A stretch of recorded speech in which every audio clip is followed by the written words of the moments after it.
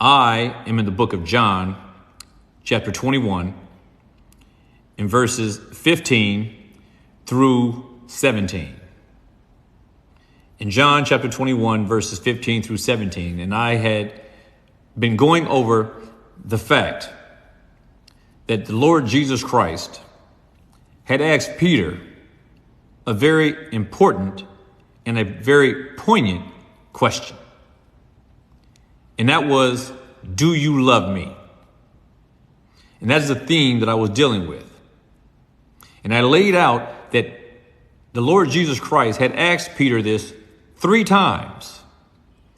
And it could not go unnoticed that prior to this, when Christ was being led to the cross, that Peter had denied that he even knew the Lord Jesus Christ 3 times. And now we have Christ after his resurrection, when he comes to Peter, and he asks him a very important question. Do you love me? Do you love me? Now, as I stated previously, Peter had been taught by Christ for 3 years. There's no greater education that a man could have received in this life than what the 12 apostles received at the feet of the Lord Jesus Christ. And Peter was among them. And we learned that when Christ came to Peter, that Peter immediately left his net in his fishing boat and became a disciple of Christ and followed him immediately. And to that end, Peter acknowledged that he had gave up all to follow Christ. Only to get to this part shortly before the ascension of Christ, to be asked by Christ 3 times in the space of 3 short verses. John 21, verses 15 through 17. And Jesus asked Peter, Simon, son of Jonas, do you love me? Do you love me? This is what he's asking. And this is an important question for all Christians. Do you love me? Now, Peter, as I said, had forsaken all to follow Christ. And he witnessed Christ. He witnessed his ministry. He witnessed the miracles. He witnessed the impact that he had on the religious rulers of the day. He witnessed Christ's reaction and how he dealt with Rome and his leadership. Peter witnessed all of this. And he experienced all of this. And after 3 years in his ministry and his involvement in the ministry of Jesus Christ, he gets down to this day where Christ asks him, do you love me? Do you love me? And this is a strange thing you would think, that would be coming from the Lord to Peter after all of this time that Peter has been with him. Because the repetition of this question assumes many things. Things that require Peter to look deeper into his own heart as to why he has joined up in this ministry and why he has clung to Christ these 3 years.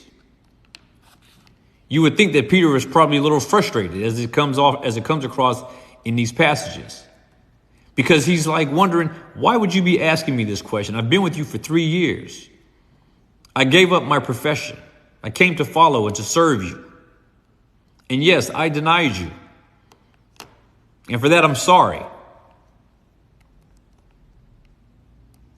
But Christ only had one question for Peter. Do you love me? Christ did not condemn him.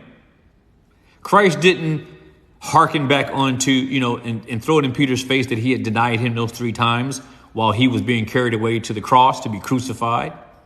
He didn't criticize Peter for his fear. In fact, he told Peter what he would do before he did it. And yet, Peter was the first one that Christ wanted to bring comfort to after his resurrection, because he knew the greatness of the guilt that Peter must be feeling.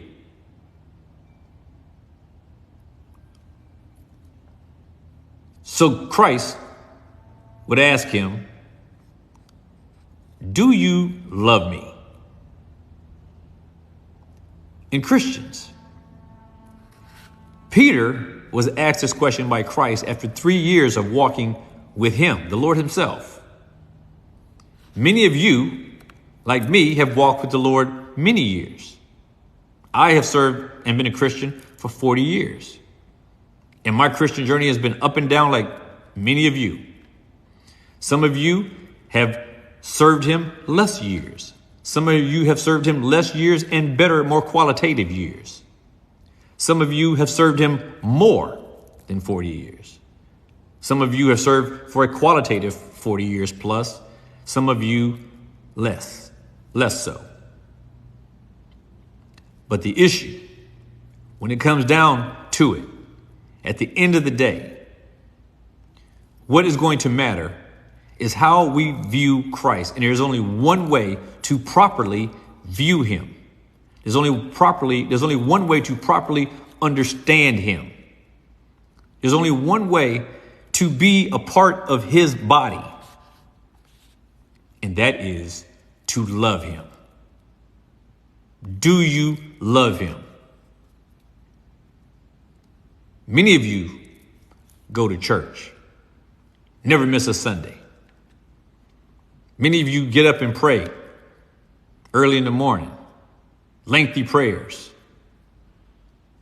Many of you will pray multiple times a day. Many of you will pray throughout the day. But I'm going to ask you this question, like Lord Jesus Christ asks, because he's going to ask us all this. Do you love him? Do you love him? You may pay tithes at church. You may be a deacon in your church, or an elder in your church, or some other helper in the church. You may lead Sunday school classes. You may organize conferences for church services. You may organize retreats. You may go to those retreats and bask in the afterglows that often take place. Some of you believe that because you speak in tongues, if you believe that is happening, which I don't, but those of you who believe that you do and that you are speaking in tongues, you think this is some kind of a badge or a emblem of your Christianity. It is not. The issue is, do you love Christ? Some of you think that you are casting out demons and healing the sick.